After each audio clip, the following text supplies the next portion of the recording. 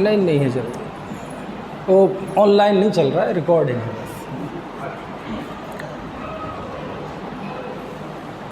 णमो अर्हन्ताणं णमो सिद्धाणं णमो वायर्याणं णमो अज्जायाणं णमो लोये सव्यसाहुणं।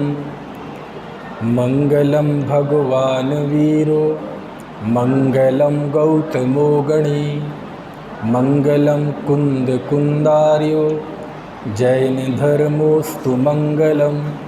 सर्वमंगलमांगल्यम सर्वकल्याणकारकम प्रधानम सर्वधर्माणां जैनम जयतु शासनम।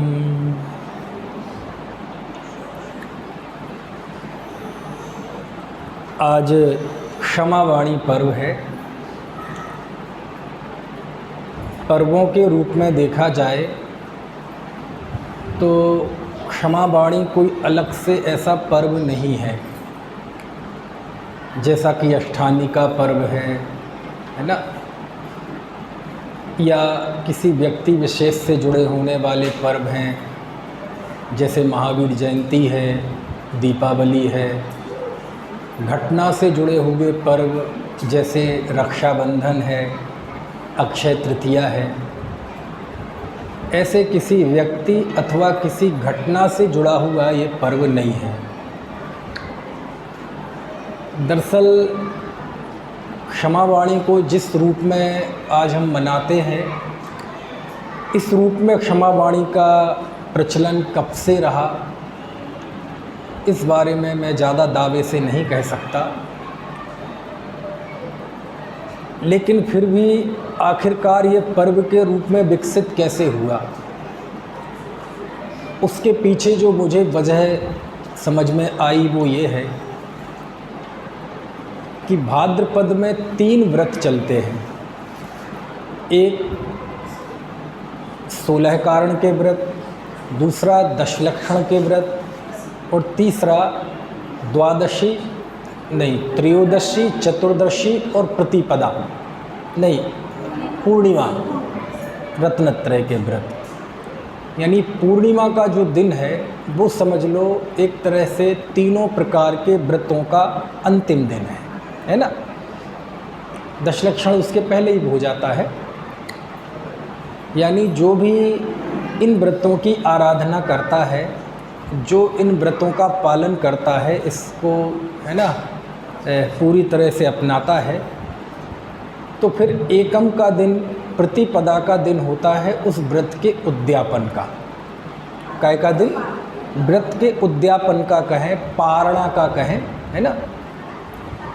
और जब पारणा होता है प्रतिपदा के दिन, आज के दिन आश्विन कृष्ण प्रतिपदा, यानी अगले जो आश्विन महीने की पहली तारीख है ना, आज पहली तिथि, तो इस दिन जब सुबह पारणा करते हैं तो पारणा करने की एक विधि है। और वह विधि क्या है कि वह जीव सुबह से है ना शुद्ध जल से स्नान आदि क्रिया करके, शुद्ध वस्त्र पहन के भगवान की पूजा, दर्शन, स्वाध्याय आदि करता है, पात्रों को दान देता है। जिस तरह के पात्रों, उत्तम, मध्यम, जघन्य पात्र। इसके अलावा वह जीव सबसे क्षमा मांगता है। क्या करता है? क्षमा मांगता है। और ये कोई भी व्रत का जब उद्यापन होता है वो यही होता है, हर बार यही होता है। तो वो क्षमा मांगता है वह जीव, और वो कभी भी उद्यापन होगा इसी विधि से होगा। लेकिन ये 3 व्रत एक साथ चलते हैं, तो प्रतिपदा के दिन ऐसा सहज संयोग बनता है कि कोई 16 कारण के व्रतों का उद्यापन करता है, कोई दशलक्षण के व्रतों का उद्यापन करता है, और मुख्यतः रत्नत्रय के व्रत का उद्यापन करता है। तो वो लोगों की संख्या बहुत होती है, और जब उद्यापन करने वालों की संख्या बहुत हो जाए और वो क्षमा याचना करने लगे, तो फिर वो एक अपने आप में एक उत्सव जैसा बन जाता है। बस उसी का नाम क्या है? क्षमावाणी। समझ में आया ना कि उन धर्मों की आराधना से रत्नत्रय की आराधना की, 10 धर्मों की आराधना की, 16 कारण व्रतों की आराधना की, तो उस आराधना करते करते एक ऐसी स्थिति आ जाती है कि वो सारी समता भाव, वो सारा आनंद उसकी वाणी में फूट पड़ता है। जैसे हम जब कलश में जल भरते हैं तो एक स्तर तक तो वह जल भरता जाता है और जब पूरा भर जाए तो वह छलकने लगता है। ऐसे ही ये सारे धर्म जब वाणी में छलकने लगते हैं, तो जब वाणी में छलकते हैं तो दूसरों से हमारा, भाई बाकी चीज़ें तो अपनी व्यक्तिगत हैं, लेकिन एक कार्य ऐसा ज़रूर होता है वाणी के द्वारा जिससे हम दूसरों से जुड़ते हैं। भाई वाणी के अलावा कोई दूसरा जरिया तो है नहीं संसार से जुड़ने का, तो वाणी से हम जुड़ते हैं। और यदि हम पूरा विचार करें बहुत गंभीरता से तो हम पाएंगे कि सबसे ज़्यादा अपराध, सबसे ज़्यादा पाप यदि हम किसी से करते हैं तो वाणी से करते हैं। कैसे करते हैं? वाणी से करते हैं। छना पानी पीने वाला, दान देने वाला, बीतरागी देवगुरु धर्म का आराधक, उसके शरीर में ऐसी ताकत नहीं है कि वह बहुत ज़्यादा पाप करेगा। ताकत नहीं है मतलब वो करता नहीं है ना। वो सबसे ज़्यादा पाप करता है वाणी से। वो वाणी से कैसे करता है? सत का अपलाप करके, असत का उद्भावन करके, कलहकारी वचन बोलकर, निंदा के वचन बोलकर, हंसी ठिठोली के वचन बोलकर, है ना, किसी को अपमानित करने के वचन बोलकर। तो ये जो वचन बोलता है, इन वचनों के द्वारा वो सबसे ज़्यादा दूसरों से जुड़ते हुए पाप करता है। तो क्या उपाय है कि अब 10 धर्मों की आराधना से मन इतना पवित्र हो गया कि जिस वाणी से हमने दूसरों की टोपी उछाली है ना, उसी वाणी के द्वारा अब उस पाप मल को, उस वैमनस्य भाव को, एक मनोमालिन्य को धो। समझ में आया ना? यही कारण है कि हमारे पूर्वजों ने इसको एक पर्व के रूप में इसे डेवलप किया, विकसित किया। इस पर्व की खास बात यह है, लोक में जितने भी पर्व मनाए जाते हैं उन पर्वों में हम किनका स्मरण करते हैं? मित्रों का, दोस्तों का, अपने लोगों का। उनको बुलाते हैं, उनके घर जाते हैं, उनसे गले मिलते हैं, उनसे बधाई देते हैं, है ना, दावत होती है, मिठाइयाँ खिलाते हैं। दुनिया के सारे पर्व ऐसे हैं जिसमें मित्रों को याद किया जाता है, मित्रों को गले लगाया जाता है। क्षमावाणी पर्व दुनिया का अकेला ऐसा पर्व है जिसमें मित्रों को नहीं दुश्मनों को याद किया जाता है, शत्रुओं को गले लगाया जाता है, शत्रुओं के घर जाया जाता है, शत्रुओं को बुलाया जाता है। किस भाव से? शत्रुता त्यागने के भाव से। क्योंकि आप क्षमा मांगते बाद में हैं, पहले आप शत्रुता छोड़ते हैं, तभी आपके हाथ जुड़ सकते हैं। समझ में आया ना? ऐसा ही अकेला पर्व है। दुनिया में ऐसे पर्व हैं जिनका कोई ना कोई व्यक्ति से संबंध होगा। जैसे महावीर जयंती है, भगवान महावीर के जन्म के पहले महावीर जयंती नहीं मनाई जाती थी। भगवान ऋषभदेव का जो आहार का प्रसंग हुआ उसके पहले अक्षय तृतीया नहीं मनाई जाती थी। मनाई जाती थी क्या? भगवान महावीर का मोक्ष हुआ उसके पहले दीपावली नहीं मनाई जाती थी। क्योंकि जिसका संबंध किसी व्यक्ति से होता है अथवा किसी घटना से होता है, वो पर्व हमेशा नहीं रहते, वो सार्वभौमिक सार्वकालिक नहीं रहते। समझ में आए ना? दुनिया में ऐसे बहुत पर्व हैं जो क्षेत्र विशेष में मनाए जाते हैं क्योंकि उसका संबंध उसी क्षेत्र से है। समझ में आया? तो जिन पर्वों का संबंध किसी व्यक्ति से होता है अथवा किसी घटना से होता है, रक्षाबंधन की घटना जब नहीं हुई थी तो रक्षाबंधन पर्व भी नहीं था। और एक समय ऐसा आएगा, इस 24 को हम भूल जाएंगे और अगली 24 आ जाएगी तो हम इस रक्षाबंधन पर्व को भी भूल जाएंगे। बताओ, भूतकाल के 24 की घटनाएं आपको कितनी याद हैं? किसी को याद नहीं है। समझ में आती है बात की नहीं? तो रक्षाबंधन पर्व भी सार्वभौमिक सार्वकालिक नहीं है, वीर शासन जयंती पर्व भी सार्वभौमिक सार्वकालिक नहीं है, लेकिन दुनिया का अकेला एक क्षमावाणी पर्व ऐसा है कि जिसमें किसी व्यक्ति का नाम नहीं है, किसी घटना का नाम नहीं है। बोलो, क्षमावाणी पर्व का संबंध किस व्यक्ति से है? किसी व्यक्ति से नहीं। किस घटना से है? किसी घटना से नहीं है। समझ में आया ना? किस जाति कुल धर्म संप्रदाय से है? किसी से नहीं है। क्यों? क्योंकि जीव के दो बहुत बड़े भयंकर मनोविकार हैं।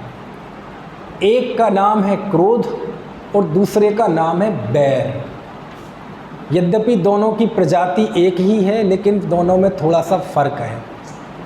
क्रोध जब पैदा होता है तो हमसे पूछ कर नहीं आता, वो तो अचानक आ जाता है। कई बार कंडीशंस ऐसी बन जाती है, परिस्थिति ऐसी बन जाती है कि हमें ही पता नहीं चलता कि ये क्रोध आने वाला है और तुरंत क्रोध आ जाता है ना? उस पे तो कभी कभार हमारा वश नहीं होता। हकीकत में कभी ऐसा तीव्र कषाय कर्म का उदय आए कि हमारे पौरुष सारे शिथिल हो जाते हैं और आँखों में क्रोध उतर आता है। वो उतना घातक नहीं है, लेकिन जब इस क्रोध को हम तत्व ज्ञान के अभ्यास से, अपने विवेक के द्वारा जब हम इस क्रोध को दूर नहीं करते हैं, तो ये फिर हृदय में जम जाता है और जमने के बाद ये बैर में कन्वर्ट हो जाता है। किस में कन्वर्ट हो जाता है? बैर। गोत्र इसका वही रहता है क्रोध, लेकिन ये इसका वायरस और मजबूत हो जाता है और ये बैर बन जाता है। ज़्यादा खतरनाक कौन होता है क्रोध की बैर? बैर।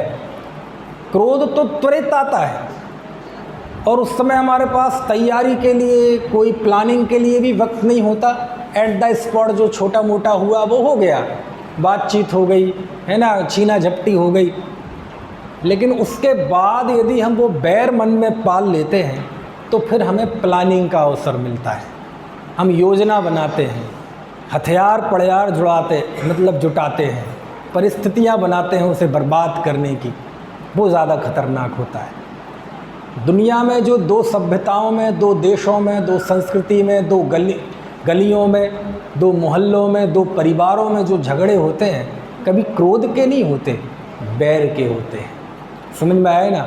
ये बहुत खतरनाक होता है। और आप बताओ, बैर मन में पालने का आशय ये है कि आप क्रोध को अच्छा मानते हैं, क्योंकि यदि उसे अच्छा नहीं मानते होते तो आप उसको दूर करने का प्रयत्न करते। अच्छा बताओ, कोई अच्छी चीज़ को दूर करने का प्रयत्न करता है या बुरी चीज़ को दूर करने का प्रयत्न करता है? अच्छी चीज़ को तो वो संभाल कर रखता है। आपको बीमारी हो जाए, शुगर हो जाए, है ना, सर्दी खांसी ज़ुकाम हो जाए, आप उसे बनाए रखना चाहते?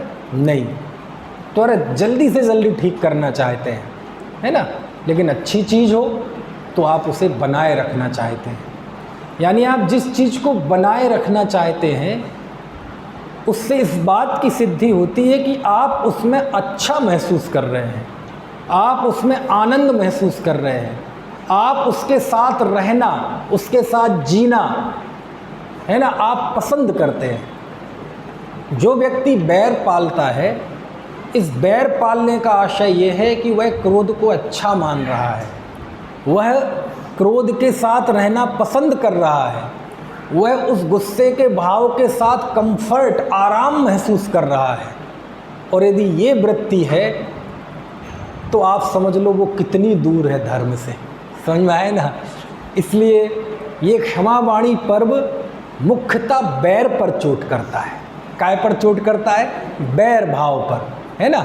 मूलतः उसका क्रोध है, लेकिन वह चोट करता है बैर भाव पर कि कदाचित क्रोध आ जाए, कुछ समय के लिए खेद खिन्न भी हो जाए, सामान्य अवस्था में आने में देर लगे, लेकिन कोशिश करें उस बैर से आगे निकलें, कोशिश करें उस बैर को छोड़ें। समझ में आया ना? इस तरह ये क्षमावाणी पर्व हमारे बैर भाव पर चोट करता है। क्रोध ये चारित्र मोह की विकृति है और बैर ये दर्शन मोह की विकृति है। ये अनंतानुबंधी कषाय है। समझ में आया ना? आचार्य कार्तिकेय स्वामी ने लिखा है 92वें नंबर की गाथा में कार्तिकेयानुप्रेक्षा में कि ये वैर अनंतानुबंधी कषाय है। वैर धरणम च स्वीरम तिब्ब कषायाण लिंगाणी। क्रोध में हम आ जाता है, आके चला गया, लेकिन ये जो बैर अंदर में जम जाता है ये अनंतानुबंधी कषाय की निशानी है, तीव्र कषाय की निशानी है। क्रोध ही को सम्यक्त हो सकता है। समझ में आया ना? क्योंकि क्रोध तो ऊपर श्रेणी में जाके खत्म होता है, लेकिन यदि बैर की प्रवृत्ति हमारे अंदर है तो वह जीव सम्यक्त का, आत्मानुभूति का पात्र नहीं है, क्योंकि वो अनंतानुबंधी कषाय की निशानी है। काय की निशानी है? हम सोचते हैं कि अनंतानुबंधी कषाय वाले के कोई सींग निकलते होंगे, कोई बहुत डरावना होता होगा, कोई लोगों से मारपीट करता होगा, कोई गाली गलौज करता होगा, बहुत बीभत्स रूप होगा उसका, बहुत डरावनी क्रियाएं होती होंगी। ऐसा बिल्कुल नहीं है। एक ऐसा व्यक्ति जो सुबह भगवान का प्रक्षाल करता है, पूजन करता है, स्वाध्याय करता है, तीर्थयात्रा करता है, दान देता है, सब करता है, लेकिन उसके अंदर यदि बैर का भाव है किसी के भी प्रति, पड़ोसी के प्रति, अपने भाई के प्रति, किसी के भी प्रति यदि बैर लंबे समय तक, कुछ देर के लिए खेत खिन्नता अलग बात है, लेकिन लंबे समय तक गांठ बांधता है, तो है भगवान का प्रक्षाल, पूजन, दान, स्वाध्याय सब कुछ करते हुए भी वह अनंतानुबंधी कषाई है, वह सम्यक्त का पात्र नहीं है, वह तीव्र कषाई है। समझ में आया ना? कितने ही जीव ऐसे होते हैं कि उनके नेचर में ऐसा होता है, जल्दी क्रोध आता है, लेकिन आप उनसे 10 मिनट बाद पूछो क्या हो गया था, कुछ नहीं हुआ था, वो तो ऐसी उस समय ऐसा लगेगा कि ये आदमी तो बिल्कुल मतलब पहाड़ उखाड़ के फेंकने लगेगा। समझ में आए ना? लेकिन बस 2 मिनट बात गई तो उसे ही नहीं पता किससे क्या हुआ था, तो वही गले में हाथ डाल के घूमने लगेगा, अरे छोड़ो यार कोई बात। अब मैं पूछता हूँ मंद कसाई कौन है? ये मंद कसाई है कि वो प्रक्षाल करने वाला मंद कसाई है? समझ में आया ना? ये क्षमा भाव, ये पूरा आपको क्षमावाणी पर पूरा लेखा जोखा करने का मौका देता है कि जैसे फाइनेंशियल ईयर होता है जो 31 मार्च को पूरा होता है ना, हमारी कसायों का फाइनेंशियल कब पूरा होता है? इस आश्विन कृष्ण प्रतिपदा पर आकर, कि अब पूरे साल का लेखा जोखा करो। किसी से कोई ऐसा बैर भाव रहा हो, किसी से ऐसी कोई तलखी हुई हो, तो भैया उससे क्षमा मांग लो और क्षमा कर दो। क्यों? वो इसलिए क्योंकि क्रोध व बैर भाव को लेकर ना कोई व्यक्ति आत्मिक उन्नति कर सकता है, ना लौकिक उन्नति कर सकता है। यदि आप बैर और क्रोध लेकर चलेंगे तो लौकिक में भी उन्नति नहीं कर पाएंगे, और आध्यात्मिक उन्नति तो संभव है ही नहीं। इसलिए क्या करो भैया, तुम भी बैर छोड़ो, हम भी बैर छोड़े, है ना, हम भी अपनी उन्नति करें, तुम भी अपनी उन्नति करो। वो है ना, मेरी भावना में क्या है? आत्मोन्नति, अरे है ना आखिरी में, बनकर सब युग वीर देशोन्नति रत रहा करें। हाँ, तो यही देशोन्नति है, यही राष्ट्रोन्नति है। समझ में आते हैं कि क्योंकि कोई भी आप देखो, कई बार मैंने देखा है पीढ़ी दर पीढ़ी बैर चलता है, यानी एक पीढ़ी बैर चला, दूसरी पीढ़ी बैर चला। वर्तमान में जो पीढ़ी है उनमें आपस में कोई झगड़ा नहीं है, कोई लड़ाई नहीं है, कभी कुछ नहीं हुआ, लेकिन वो काय की आग में जल रहे हैं। हमारे दादाजी के समय की लड़ाई है। ये क्या हो गया भाई? समझ में आया ना क्या हो गया है? यानी सामने हो सकता है पूरा जीवन निकल जाए, एक दूसरे को कभी गाली भी ना दे प्रत्यक्ष में, लेकिन भीतर में ऐसा बैर चलता रहता है कमठ की तरह। क्योंकि हमारे शास्त्रों में एक तरफा प्यार की कथाएं तो दुनिया में होती ही हैं, शास्त्रों में एक तरफा बैर की कथाएं हैं। कमठ का कितने भाव का बैर था? वो जला कौन, दुखी कौन हुआ? पार्श्वनाथ दुखी हुए, कमठ दुखी हुआ। समझ में आया? इसलिए ये दिन ये अवसर प्रदान करता है कि ज़रूरी नहीं है कि किसी से हम घर घर जाके क्षमा मांगे क्योंकि हमारे अपराधों की लिस्ट इतनी बड़ी है कि आप किस किस से क्षमा मांगेंगे। है ना। अनंतो जीव तो ऐसे हैं कि आपने क्षमा मांगने लायक छोड़ा ही नहीं। समझ में आया। किसी ने एक रेशम की साड़ी पहनी और वह हजारों रेशम के कीड़ों की हत्या का निमित्त बना, अब उनसे आप क्या क्षमा मांगेंगे? मांग सकते हैं क्षमा? तो ज़्यादातर जीव तो ऐसे हैं कि हमने उन्हें क्षमा मांगने करने लायक छोड़ा ही नहीं। जिसका जीवन ही खत्म कर दिया उससे हम क्षमा क्या मांगेंगे? तो ऐसे जो प्राणी मात्र के प्रति जो हमने अपराध किए उनकी तो होती है आलोचना, उनकी क्या होती है? आलोचना। लेकिन जिनके साथ हमारा उठना बैठना है, जिनसे हमारे सामाजिक सरोकार हैं, मिलना जुलना है ना, व्यापारिक संबंध है, पारिवारिक संबंध है, मोहल्ले के संबंध है, इनके प्रति आलोचना नहीं, इनसे क्या होती है? क्षमा वाणी होती है, इनसे क्षमा मांगी जाती है। समझ में आया ना है। और क्या करें, रात से मैं देख रहा हूँ वो चतुर्दर्शी से ही क्षमा वाणी के मैसेज आना शुरू हो गए थे और अभी मेरे ही मोबाइल में कुछ नहीं तो सैकड़ों मैसेज पड़े हुए हैं और ज़्यादातर अननोन नंबर से होते हैं जिन्हें मैं जानता नहीं। आजकल प्रोफाइल फ़ोटो से भले ही कुछ जानने में आ जाएं, लेकिन बहुत ही ऐसे होते हैं जिन्हें जानते ही नहीं और वो मैसेज आते हैं। उसे भेजने वाले को भी नहीं पता कि मैंने किसको भेजा और पाने वाले को भी नहीं पता कि किसका आया समझ में आया। तो ये तो चलो क्या करें, अब सब उत्सव प्रिय हो गए हैं। हाथ में मोबाइल है, हाथ में है ना फ्री का डाटा है, टाइम भी बहुत है, तो कॉपी और फॉरवर्ड करने में कुछ जाता तो है नहीं। समझ में आया ना। तो वो करते हैं। मैं भी सोच लेता हूँ भैया मुझे पता चलेगा कौन माफ़ी मांग रहा है तो कर दूंगा माफ़, अभी पता ही नहीं कौन मांग रहा है। और जो तुम अनजान हो, तुम मांग भी नहीं रहे तो हमारी तो वैसे ही क्षमा है भाई। जिससे कोई सरोकार ही नहीं है, जिससे हमारा कुछ लेना देना ही नहीं है, उससे क्या क्षमा मांगना और क्या क्षमा करना, है ना। सभी जीवों के प्रति मैत्री भाव भाते हैं, लेकिन इस जीवन यात्रा में होता है जिनके साथ हम रहते हैं बैठते हैं, हमारे मुख्य अपराध तो उनके प्रति होते हैं। और हकीकत में ये अपने लोगों से बैर भाव मिटाने का पर्व है। किनसे? अपने लोगों से। पराये लोगों से तो ना बैर भाव है ना मित्रता है, ये अपने लोगों से बैर भाव मिटाने का पर्व है। और आमतौर पे हम किससे क्षमा मांगते हैं? किससे मांगते हैं? जिससे कोई अपराध ही ना किया, मित्रों से मांगते, कभी शत्रुओं से क्षमा मांगी है। और कई लोग तो मालूम क्षमा ऐसी मांगते हैं जैसे क्षमा चिपका रहे हो, फेंक रहे हो। पंडित जी उत्तम क्षमा है। ओ भाई रहने दो यार, क्या बात है, कोई ज़रूरी है? समझ में आया ना। दरअसल क्या है कि क्षमा कोई उत्सव नहीं है, क्षमा कोई उत्सव नहीं है, क्षमा कोई त्योहार नहीं है।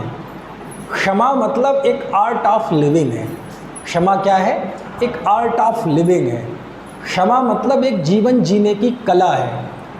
आपको पता है जो साधक होता है सच्चा, उसके लिए प्रतिदिन क्षमा वाणी होती है।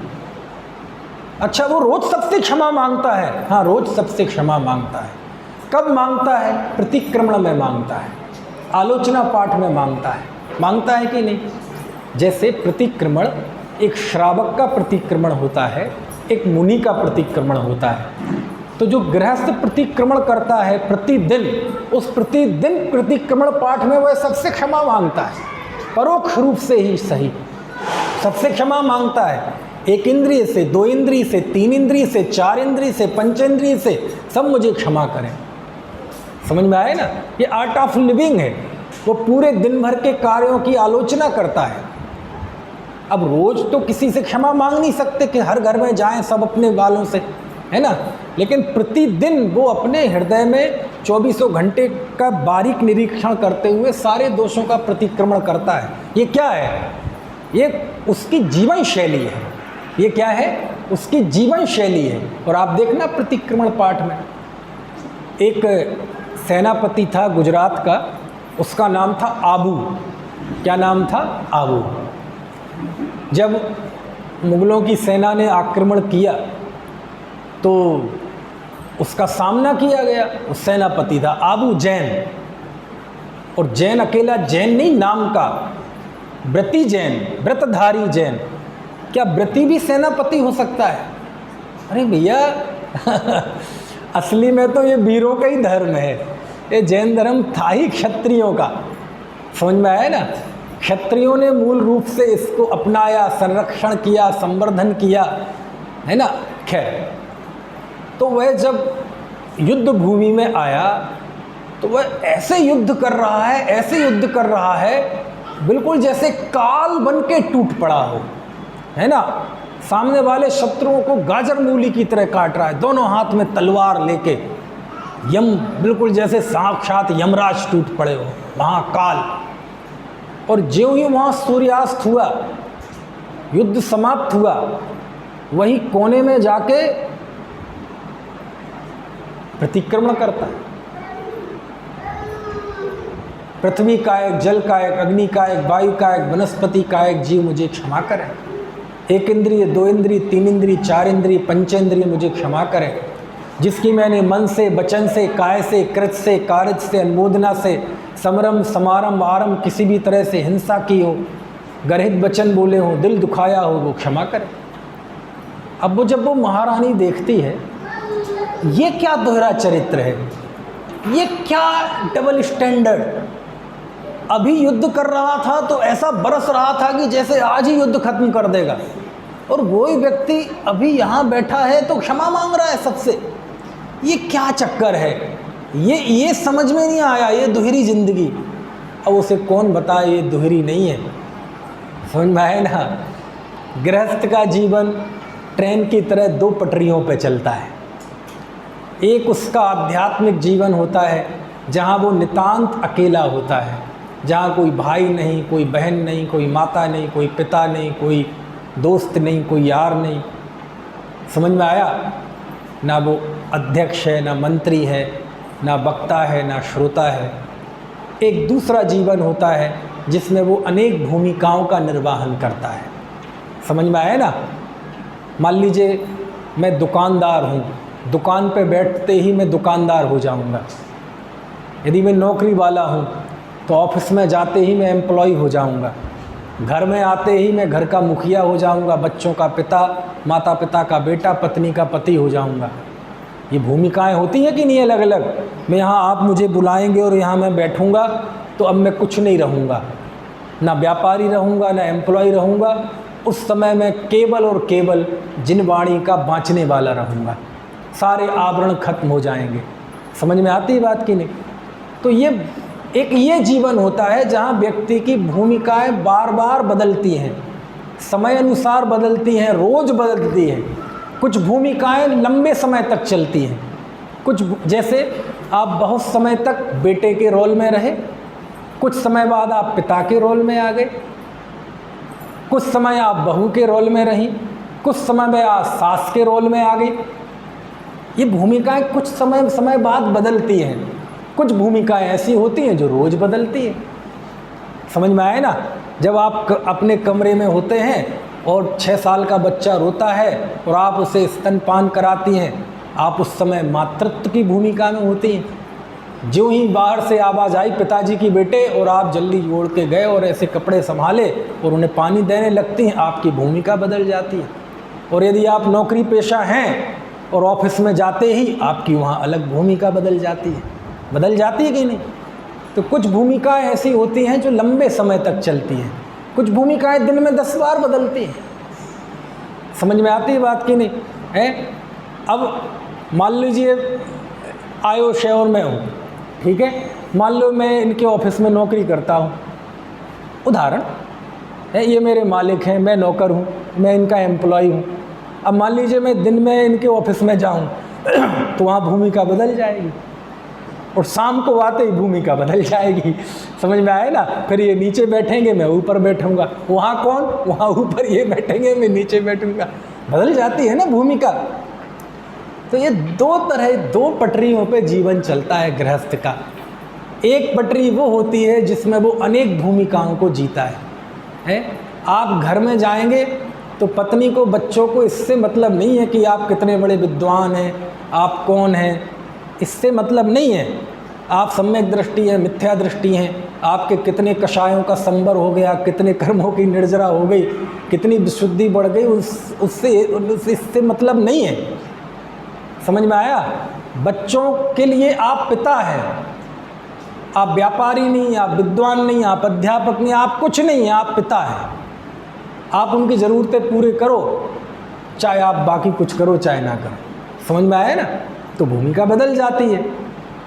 कहने का, अब मान लीजिए मैं यहाँ खूब बढ़िया व्याख्यान करूं और एक कॉलेज में जाके बच्चों को ना पढ़ाऊं, वहाँ नौकरी ढंग से ना करूं, तो निंदनीय होगा कि प्रशंसनीय होगा?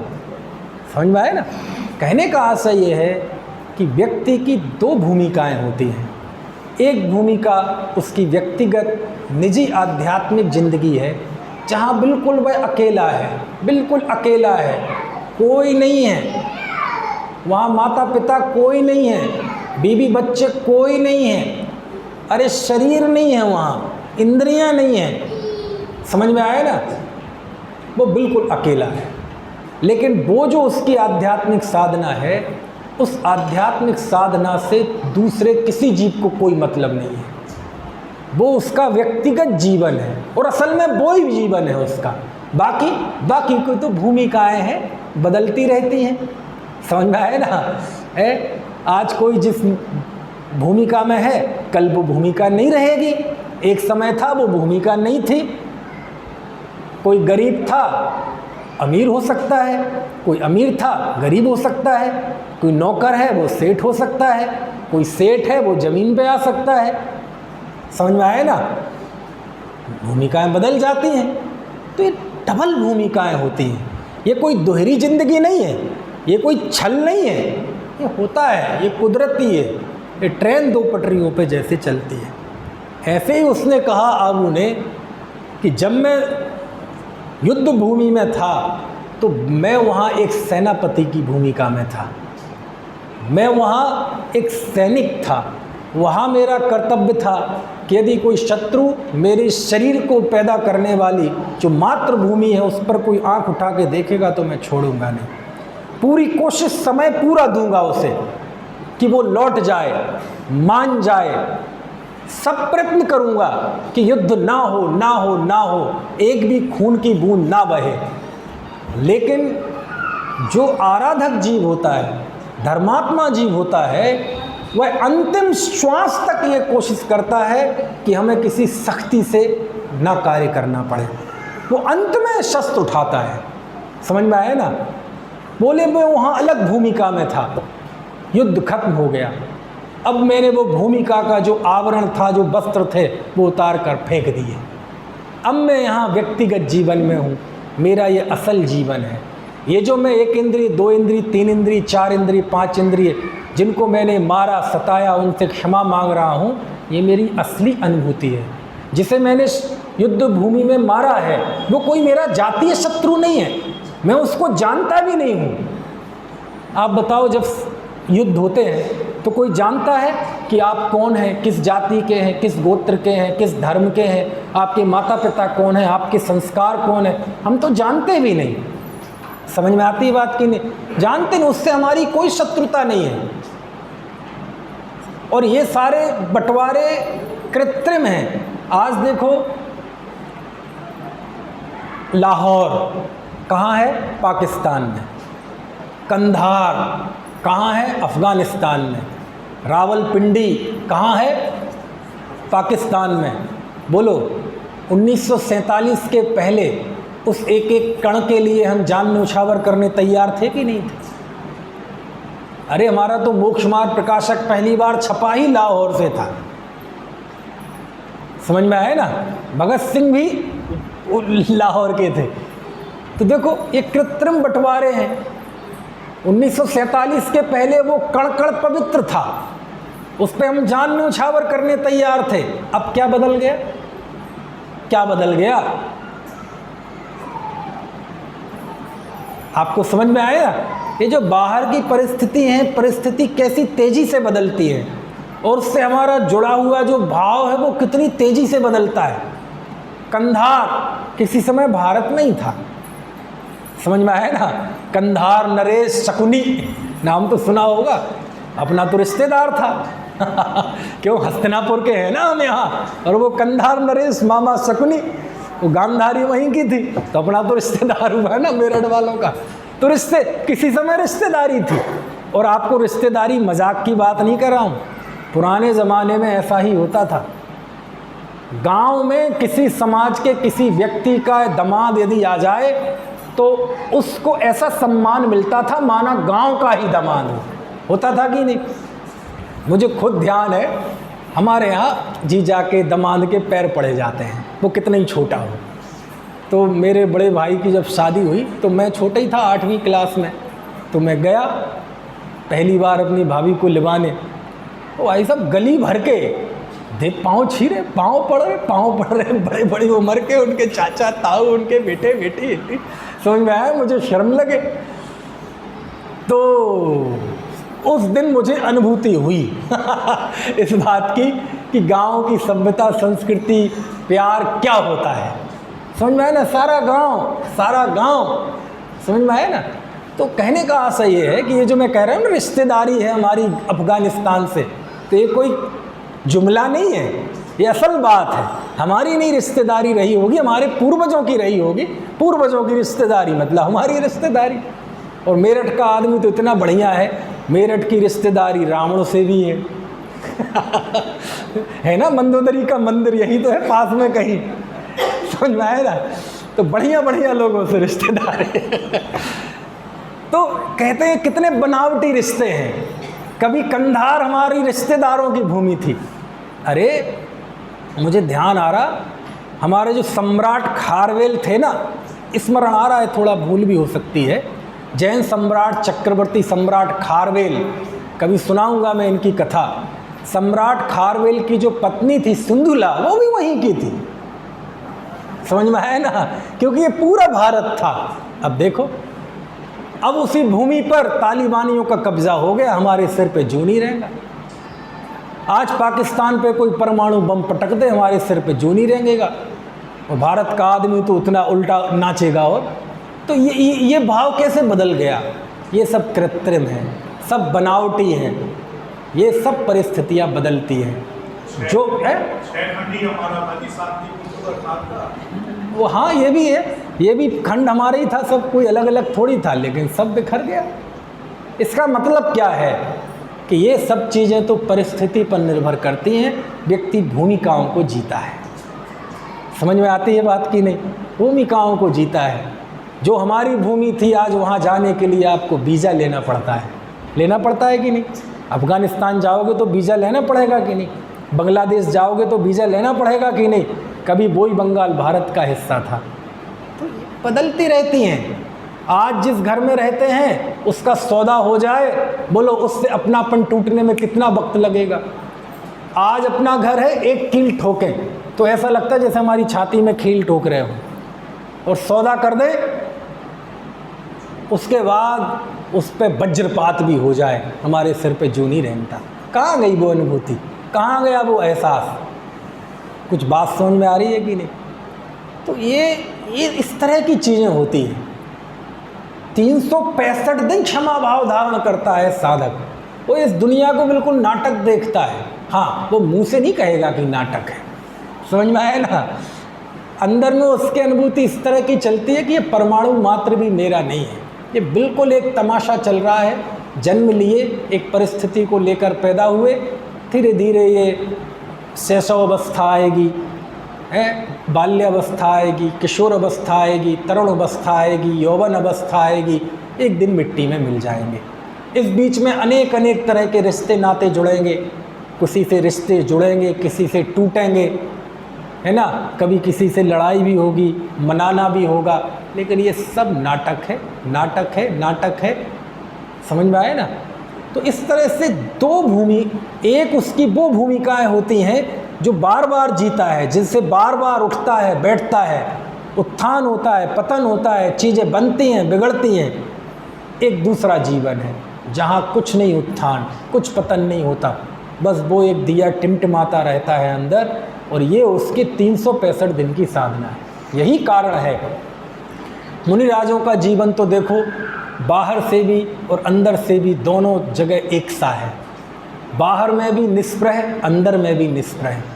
बाहर में भी समता, अंदर में भी समता। बाहर में भी कोई शत्रु मित्र नहीं, अंदर में भी कोई शत्रु मित्र नहीं। लेकिन ये गृहस्थ दो भूमिकाएं जीता है। इसलिए वो एक भजन बना है ना, दुविधा कब जय है या मन की, कब निज नाथ निरंजन सुमरो, तज सेवा जन जन की। दुविधा कब जय है या मन की। ये दुनिया, ये दुविधा कब जाएगी मन की। ये दुविधा कौन सी है? बस ये दो पटरियाँ। एक तरफ पैर कहाँ है? जहाँ कोई अपना नहीं है, बस मैं एक शुद्धात्म द्रव्य हूँ। और दूसरा पैर कहाँ है? ये पत्नी मेरी है, बच्चे मेरे हैं, ये भाई मेरे हैं, दुकान मेरी है, मुझे है ना समाज सेवा करनी है, मुझे प्रभावना करनी है। ये दो दुविधा है। दुविधा किसके होती है? ज्ञानी के कि अज्ञानी के? देखो, या तो अज्ञानी के दुविधा नहीं है, वो तो मस्त है कीचड़ में, गंदगी में, गटर में, उसके सिर पे जूं नहीं रहता। या फिर बिल्कुल दुविधा से रहित निर्द्वंद भगवान है, उन्हें कोई दुविधा नहीं है। ये सारे झगड़े किसके हैं? ये गृहस्थ सम्यक दृष्टि ज्ञानी धर्मात्माओं के, इनको दुविधा होती है। दुविधा मतलब ये श्रद्धा संबंधी दुविधा की बात नहीं है। ये सम्यक ज्ञान में ऐसी कोई दुविधा नहीं है, लेकिन वो भूमिका को ढो रहा है ना, दो भूमिकाओं को है। एक तरफ आत्मा दिखती है, दूसरी तरफ स्त्री पुत्र मकान दिखते हैं। दिखते हैं कि नहीं? दिखता है। एक तरफ आराधना दिखती है, दूसरी तरफ प्रभावना दिखती है। एक तरफ भगवान में मंदिर की व्यवस्थाएं दिखती हैं, दूसरी तरफ अंदर के संक्लेश परिणाम दिखते हैं। क्या करे जी? इसको कहते दुविधा। और एक ज्ञानी की दुविधा, धर्मात्माओं की दुविधा, सदगृहस्थों की दुविधा, उस भूमि पे वो लिखा है, दुविधा कब जय है या मन की। क्या दुविधा है? कब निज नाथ निरंजन सुमिरो। कौन से नाथ की? कौन सा नाथ? आदिनाथ, शांतिनाथ, कुंथुनाथ, निजनाथ। वाह, कौन से नाथ? है। आप जरा दुनिया में किसी से कह को तो देखो कि कोई निजनाथ भी होता है क्या? 2400 तीर्थंकर में निजनाथ हैं क्या? लोक में भी जाओगे तो कोई ऐसा निजनाथ है क्या? निजनाथ, निजनाथ मतलब भगवान आत्मा मैं है। कब निजनाथ निरंजन सुमरो। सुमरो मतलब स्मरण। कैसे होगा? तज सेवा जन जन की। सारे जन जन की सेवा को छोड़कर कब ऐसा पल आएगा जब मैं अपने निज नाथ का ही स्मरण करूँगा।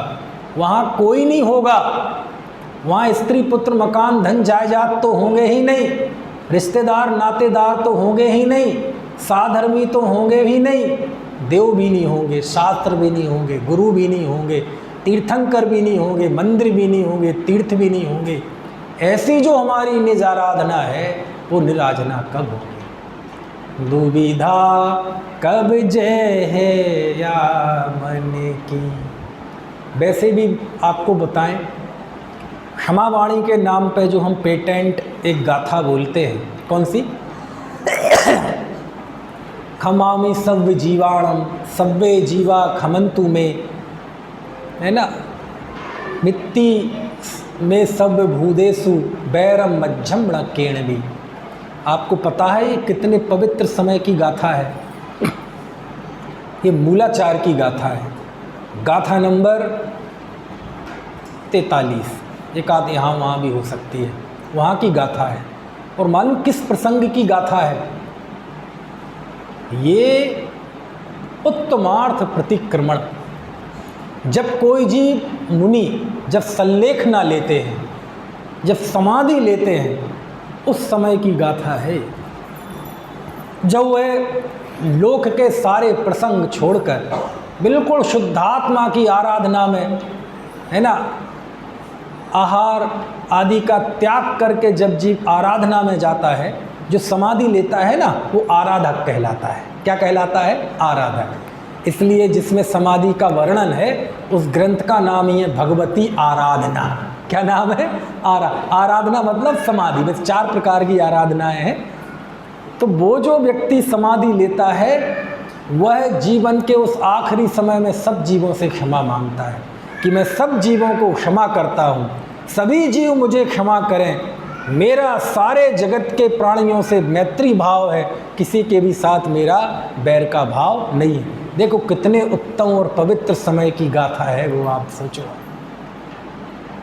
समझ में? जिस गाथा की हमने इतनी, है ना, दुर्गति किस अर्थ में, कितने लोग कार्ड पे छपवाते हैं, छपवाते कि नहीं। एक बार तो मेरे पास एक कार्ड आया, उसमें ये गाथा लिखी थी और मैं उस समय लाल पेन मेरे हाथ में था, तो मैंने उसमें गोला की तो 2 लाइन में 11-12 गलतियाँ थीं। खैर गलतियाँ तो अलग हैं, है ना, चलो वो तो चलो कोई ऐसी अज्ञानता है। इतने उत्तम, इतने पवित्र समय की गाथा है। मैं आपसे पूछता हूँ, जब हम ये गाथा बोलते हैं तो उस समय जैसा साधकों को टेस्ट आता है, क्या वैसा टेस्ट आता है? तो क्या करें, हम भी उसी समय बोलेंगे। कब? जब हम भी समाधि लेंगे तभी बोलेंगे। अरे नहीं, ये गाथा वह रोज के प्रतिक्रमणों में भी बोलता है। क्यों? मैंने बताया था। अरे भाई, जिस दिन बेटी पैदा होती है उसी दिन घर में माताएं बहनें छोटी छोटी बचत करना शुरू कर देती हैं। जो व्यक्ति उस समय में क्षमा भाव की भावना करेगा वह रोज क्षमा करेगा, रोज क्षमा का भाव रखेगा। समझ में आया है? अच्छा, व्यक्ति क्षमा मांगता किससे है? जिसको आपने वास्तव में सताया हो, क्या उनसे क्षमा मांगता है कोई जीव? आपने कभी अपनी काम वाली से क्षमा मांगी? कभी नौकर चाकरों से क्षमा मांगी? नहीं मांगता कोई नहीं मांगता। जरा कोई क्षमा मांगना मतलब अपने अहंकार को उठाकर गड्ढे में फेंक देना, क्योंकि जब तक आप अहंकार का आवरण उतार के नहीं फेंकेंगे आपके हाथ नहीं जुड़ सकते। और यदि अहंकार बना रहा तो हाथ जोड़ भी लिए तो भी उस हाथ जोड़ने का कोई फल नहीं है। कई बार तो व्यक्ति अहंकार तो ओढ़ के नहीं फेंकता, बल्कि मैं बहुत क्षमाशील हूँ, बहुत सरल हूँ, इसकी प्रशंसा लेने के लिए अपने अहंकार के कचड़े में थोड़ा कचरा और डालने के लिए हाथ जोड़ता है। समझ में आया ना? नहीं, पहले इस अहंकार को पोटली में बांध के कूड़े में फेंको, तब जाके आपके हाथ जुड़ेंगे। समझ में आया? और सबसे पहले हाथ उनके सामने जोड़ो जिनको आपने वास्तव में सताया है, न केवल अपने नीचे काम करने वाले, और भी हो सकते हैं, और भी लोग हो सकते हैं, घर परिवार वाले, साधर्मी, समाज के कोई भी हो, उनसे क्षमा मांग। बताओ किसी ने अपने मांगी हो? कभी जाना अपने घर के नौकर से क्षमा मांगना, दुकान पे काम करने वाले, घर में काम करने वाले, कि देख भाई क्या करें, हमारे तुम्हारे बीच में एक रिश्ता है, और वो भी रिश्ता कैसा है? अत्यंत बनावटी रिश्ता है। तुम नौकर हो, मैं मालिक हूँ, ये कोई रिश्ता है? ये कोई रिश्ता है क्या? इस रिश्ते की क्या मिसाल है? क्या अनादिकाल से मैं मालिक और तुम नौकर थे? क्या अनंत काल तक ये रिश्ता रहेगा? अरे इसी जन्म में क्या था, क्या अनंत रहेगा इसी जन्म में आखिरी तक? यहाँ तो चाय वाला प्रधानमंत्री बन जाता है, रिक्शे वाला मुख्यमंत्री बन जाता है। समझ में आए ना? अब्राहम लिंकन, पढ़ने के लिए पुस्तकें नहीं थी, वो देश के राष्ट्रपति बने अमेरिका के। तो यहाँ तो समय बदलते देर नहीं लगती। जो नौकर है वो मालिक बन सकता है, मालिक है नौकर बन सकता है। ये कुछ देर का प्रसंग था, वास्तव में ये रिश्ता एक बिल्कुल बनावटी रिश्ता है। लेकिन क्या करें, उस भूमिका में मैंने अपने सेठ होने के अहंकार में मैंने तुम्हें दुर्वचन जरूर कहे हैं। समझ में आया ना? तुम्हारी गलती होती थी तो भी तुम्हें डांटता था, तुम्हारी गलती नहीं होती थी तो भी तुम्हें डांटता था, मेरी गलती होती थी तो भी तुम्हें ही डांटता था, और किसी की गलती नहीं होती थी लेकिन जब तक मैं डांटूं नहीं मेरा खाना नहीं पचता, इसलिए तुम्हें डांटता था। और मुझे पता है जब मैं डांटता था तो तुम अंदर से रोते थे, लेकिन तुम कुछ कह नहीं पाते थे, चुप रह जाते थे, अंदर अंदर कुड़ते रहते थे, हर्ट होते थे। ये मेरा अपराध था। समझ में आया ना? और ये पुनरावृत्ति दोबारा नहीं करूँगा। बोलो ऐसे किसी ने मांगी हो तो बताओ। मांगता है कोई? है? देखो, क्षमा तो इसी का नाम है। आज मानो, कल मानो, अनंत काल बाद मानो, क्षमा तो इसी का नाम। लोग कहते हैं साहब कोई जाने अनजाने में भूल हो गई हो। देखो, झूठ मत बोलो। ये जाने अनजाने क्या होता है? अरे तुम्हें पता है तुमने क्या गलती की है, झिझक तोड़ो ना। है? उस घटना का, उस बात का उल्लेख करते हुए क्षमा मांगो ना। आपको पता नहीं है कि क्या गलती हुई थी, पता है, लेकिन हम वो अहंकार का आवरण उतार के फेंक नहीं पाते, तो इन शब्दों में गोल मटोल कर देते हैं। क्या? जाने अनजाने में। अरे पहले जाने की तो मांगो क्षमा, अनजाने की तो उसे भी नहीं पता, तुम्हें भी नहीं पता। समझ में आए ना?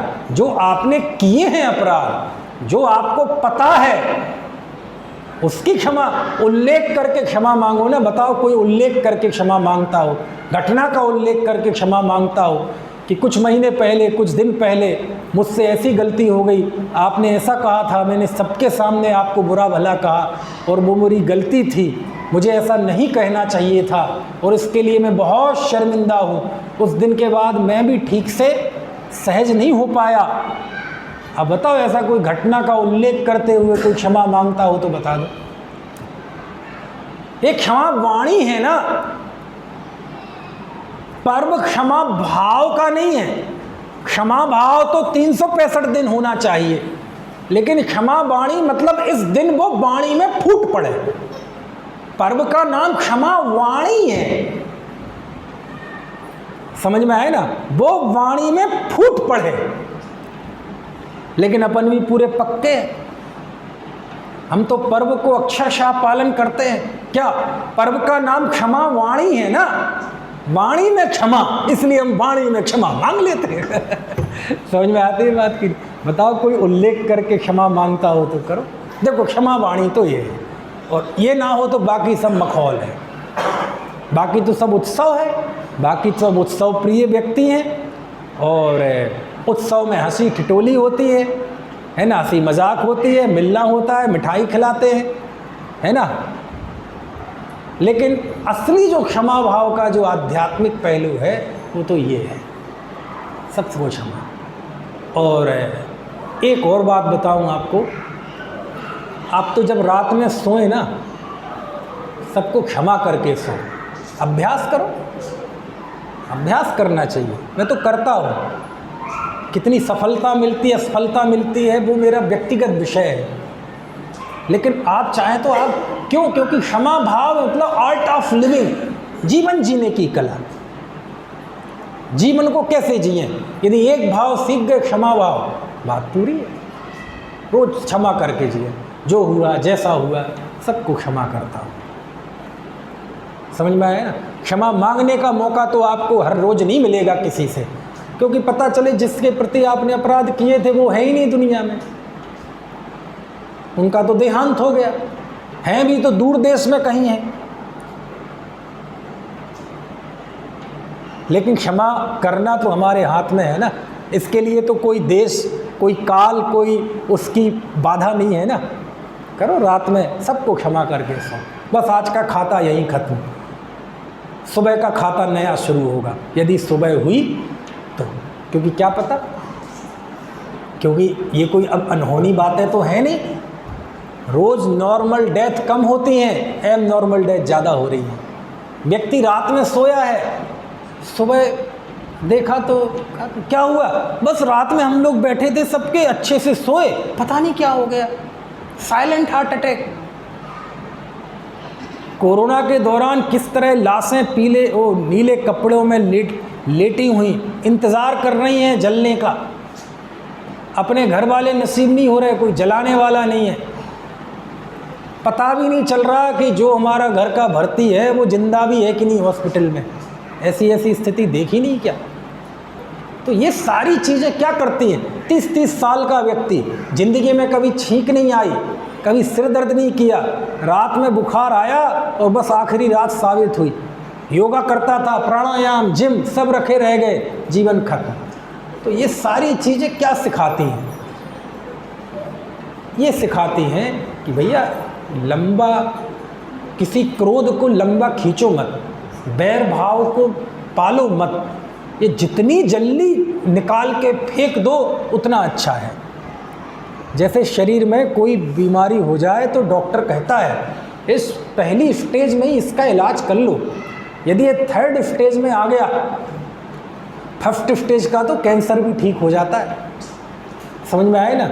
यदि एक स्तर के बाद यदि ये बीमारी बढ़ गई तो तुम चाहोगे भी तो भी ठीक नहीं होगी, वो जीवन के साथ ही खत्म होगी। ऐसे ही कोई वैर किसी के प्रति आ जाए तो वह प्राइमरी स्टेज में ही उसे खत्म कर दो। अरे क्षमा मांग मूंग के बाद खत्म करो, क्योंकि दोनों ही आत्मोन्नति नहीं कर पाएंगे। क्योंकि क्षमा भाव मतलब एक स्थितिकरण है, क्षमा वाणी एक स्थितिकरण है। स्थितिकरण है ना सम्यक दर्शन का एक अंग, है ना, कि भाई दूसरे को और स्वयं को धर्म में स्थित करना। उस बैर की वजह से हम भी आराधक नहीं हो सकते, तुम भी आराधक नहीं हो सकते। दोनों ही बैर को कूड़े में डालो, तुम भी आराधना करो, हम भी आराधना करें। ये एक स्थितिकरण है, स्वयं को भी स्थित करने का धर्म में और दूसरे को भी स्थित करने का। समझ में आती है बात? इसलिए एक क्षमा वाणी है। क्या है ये? क्षमा वाणी, यानी वो भाव वाणी में फूट पड़ना। क्योंकि वाणी के जरिए हम लोगों से जुड़ते हैं, लोगों से हमारी शिकायतें गिलवे होते हैं, बोले वाणी से व्यक्त करके सब खत्म करो ना इस बात को। समझ में आती है बात है? लेकिन क्षमा वाणी ये कोई वास्तव में ये कोई दिखावे की चीज़, कोई ऊपर से बोलने की चीज़ नहीं है। तो क्या करें? बोलना बंद कर दे, मैसेज भेजना बंद। कई लोग तो मालूम पंपलेट छपवा देते हैं, अखबारों में निकलवा देते हैं, इस जीव को पता ही नहीं हमने किस किस से क्षमा मांगी। इसका एक दूसरा पहलू भी है, तुम्हें पता ही नहीं कि हमने किस किस के प्रति अपराध किए हैं। लेकिन ये बोध नहीं होता उसे तो अखबार में छपवाना और अखबार के जरिए अपने व्यापार का विज्ञापन कराना है, फोटो छापने हैं, फोटो के जरिए जनता में अपना चेहरा पहुंचाना है, कार्ड छपवाते हैं, पता ही नहीं किसको भेज दिया, क्षमा मांग ली, वाह साहब। तो क्या करें? ये सब करना बंद कर दें, उत्तम क्षमा बोलना बंद कर दें क्या? नहीं बोले,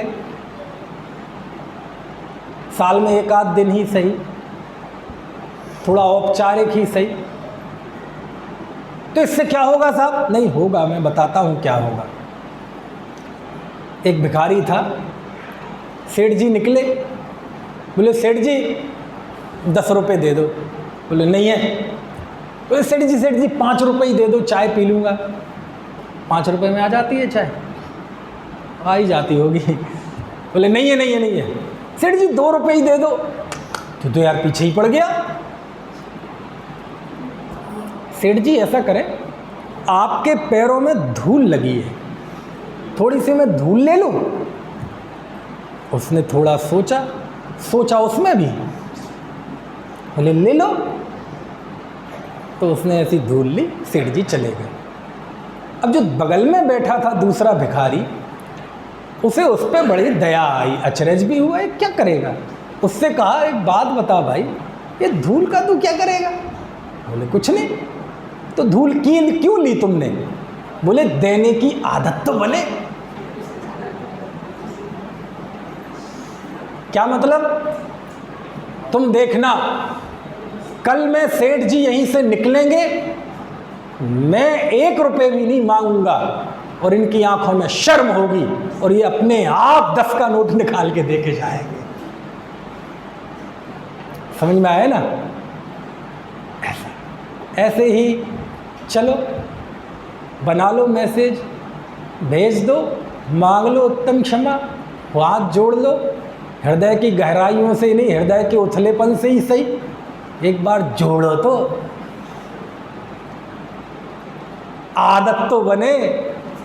आज मुंह पे आई है, कल परिणामों में आएगी, तरसों अभिप्राय में आएगी। समझ में आया ना? और अगले साल फिर आप हाथ जोड़ेंगे दोबारा आश्विन कृष्ण प्रतिपदा के दिन, तो आपकी आंखों में शर्म होगी। क्या होगी? शर्म। कुछ बात समझ में आ रही है कि नहीं? ऐसा एक क्षमावाणी पर्व है, ये बहुत महान पर्व है। हमारे पूर्वजों ने जो इसे पर्व के रूप में विकसित किया, बहुत सोच समझ के किया। क्यों? क्योंकि ये क्षमावाणी पर्व के रूप में कोई चौथे काल में था, कोई है ना, ऐसा कुछ नहीं है। प्रतिक्रमणों की रचना, प्रतिक्रमण पाठों की प्रतिक्रमण की अनिवार्यता या तो भगवान आदिनाथ के समय में थी या महावीर के समय में है। भगवान आदिनाथ के समय में लोग दोष बहुत लगाते थे क्योंकि भोले थे। भगवान महावीर के काल में दोष बहुत लगाते थे क्योंकि भोले नहीं रहे, अब कषाई हो गए, कुटिल परिणामी हो गए। इसलिए प्रतिक्रमण की अनिवार्य व्यवस्था आई। और धीरे धीरे ज्यों ज्यों समय बीतता गया, समय बीतता गया, समय बीतता गया, है ना, 2500 साल लगभग बीत गए। आप सोच लो व्यक्तियों की कुटिलता कितनी बड़ी, छल कपट की प्रवृत्ति कितनी बड़ी, पीठ पर छुरा घोंपने की प्रवृत्ति कितनी बड़ी, बहिर्मुखता कितनी बड़ी, है ना, डबल मुखौटा लगाना कितनी बड़ी। इसका मतलब क्या है कि गौतम स्वामी ने अथवा भगवान महावीर के उपदेश में इस काल के कुटिल परिणामियों जीवों के लिए अनिवार्य रूप से उन्होंने प्रतिक्रमण की व्यवस्था दी। क्यों? परिस्थिति के मद्देनज़र। आज परिस्थितियां और भयावह हैं, और जब इतनी भयावह परिस्थितियां हो जाएंगी तो ये क्षमावाणी पर्व उतना ही ज़्यादा महत्वपूर्ण हो जाएगा, उतना ही ज़्यादा प्रासंगिक हो जाएगा। इस तरह से हम क्षमा मांगें। इसके आध्यात्मिक पहलू तो बहुत है, और तीरगरान में मेरी एक खास वो रहती है, मैं तीरगरान में जब व्याख्यान करने आता हूँ तो कुछ सोच के नहीं आता, मैं तो बैठ जाता हूँ, नैया छोड़ दो, जहाँ किनारे लगेगी लगेगी, क्योंकि ना जल्दी है और ना कुछ नहीं करना। जब जो बात क्रम से जब आनी होगी आ जाएगी, ना आप कहीं भाग रहे ना हम कहीं भाग रहे। वैसे तो एक श्वास का विश्वास नहीं है ना, तो इसलिए जो क्षमा भाव के विषय में जो कुछ बातें मन में आती गई मैं आपको बताता गया।